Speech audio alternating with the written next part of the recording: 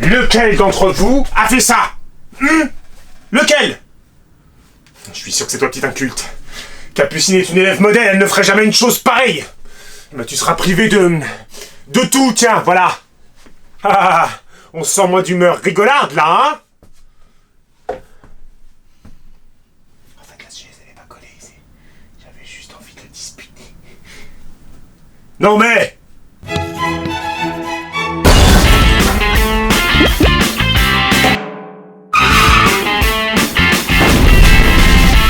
Eudes ou Odon? Non mais restons sur Eudes, c'est bien Eudes. Enfin, c'est bien. C'est mieux qu'Odon. Né après 852. Du coup, 1985, ça marche. C'est parfait. Il a pour géniteur Robert le Fort, marquis de Neustrie et d'Adélaïde de Tours. Contrairement au précédent roi de cette saison, Eudes appartient à la dynastie des Robertiens. Et ce sera pas le dernier à taper le squat dans la dynastie carolingienne. Le 15 septembre 866, À la bataille de Brissart. Robert le Fort se fait tuer par les Vikings. Pas pareil avec vrai bois. Eudes hérite alors du titre de marquis de Neustrie. Mais en 868, le roi Charles II le Chauve dépossède Eudes de ce titre. Mais quel toupet! Titre qu'il donne à Hugues l'Abbé. Dès lors, Eudes ne dispose plus que d'un petit patrimoine en Neustrie, territoire qui constitue le cœur de son pouvoir. Quelque temps plus tard, moi, Année, qui sait, Eudes épouse Théodérade. Si tu es sage, Théodérade roi, un bisou. Elle est peut-être la petite fille du comte de Troyes et aurait peut-être eu 3 fils. Raoul.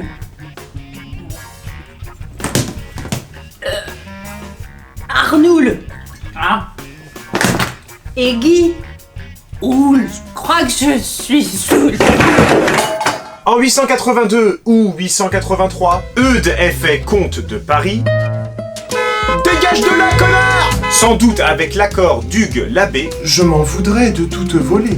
et le soutien de l'évêque de la ville, Gozlin. Paris, capitale de la Francie et clé des royaumes de Neustrie et de Bourgogne. En gros, C'est une putain de bonne prise. Oups, pardon, seigneur. le 6 décembre 884, après la mort de Carloman II, Eudes obtient en outre de Charles le Gros. Une outre, Non. Il obtient donc de Charles le Gros. empereur d'Occident et roi des Francs occidentaux. Vous pouvez arrêter de m'interrompre? Un certain nombre de comtés. Tels que Angers, Tours ou encore Blois. Mais arrêtez de... non, c'est bon, toi tu peux. Ces comtés élargissent encore plus son assise territoriale importante en Neustrie. C'est en sa qualité de comte de Paris qu'Eudes soutient, avec l'aide de l'évêque Gozlin, le siège de Paris par les Vikings au cours de l'hiver 885-886. Ouvrez la porte aux salauds. Non! Le 12 mai 886, suite à la mort d'Hugues l'Abbé lors de la défense d'Orléans, C'est vraiment bien le bois. Eudes récupère la fonction d'abbé laïque de Saint-Martin de Tours, fonction dont avait disposé son père par le passé. Amen. Au cours du siège de Paris, en septembre 886, C'est un long hiver, ma foi. la mort du comte Henri de Babenberg De Babenberg. permet à Eudes d'être à nouveau investi marquis de Neustrie. Le type fait quand même les poches de tous les défunts. L'étape suivante pour Eudes est la royauté elle-même.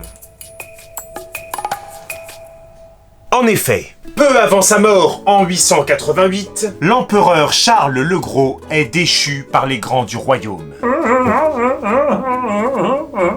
On lui reproche notamment d'avoir trop tardé à envoyer des troupes pour lutter contre les Vikings et de s'être contenté lors du siège de Paris de leur proposer de les payer pour qu'ils cessent leurs agissements. Allez quoi, pour 700 livres d'argent.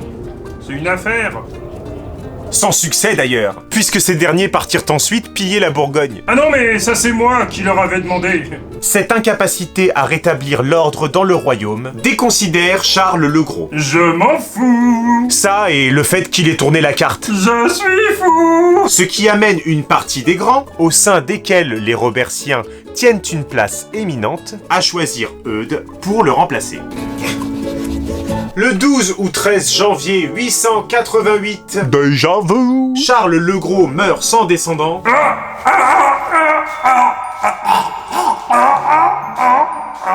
Et l'héritier légitime du trône, Charles III le Simple, fils de Louis II le Bègue, continue à être jugé trop jeune pour régner. Franchement, du temps des Mérovingiens, 8 ans ça passait large. Large. Mais qui va donc être élu roi des Francs à la suite de Charles le Gros? Qui? Même si ça paraît franchement évident, tu peux toujours faire des suppositions débiles dans les commentaires. Tape le pouce, active le partage, va t'abonner sur Tipeee et fais un don à la cloche. Petit inculte.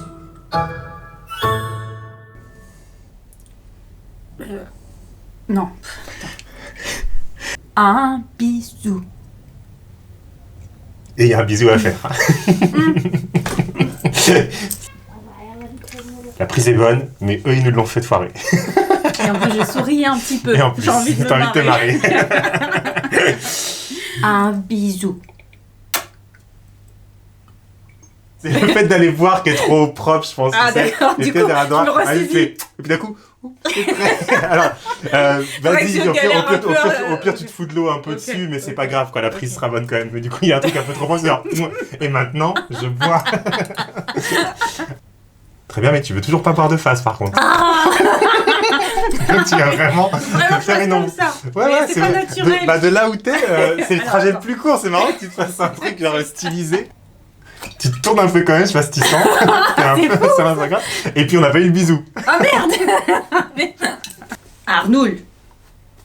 Non. C'est bizarre. J'ai voulu faire. Arnoul. Oh pff, non, c'était nul. Petit inculte. C'est bon, je vois une voix de grand-mère. Je sais pas, C'est bon, je vois une voix. C'est bon, je vois une voix. C'est bon, je vois une voix de grand-mère. je sais pas. Petit inculte. Je suis fou.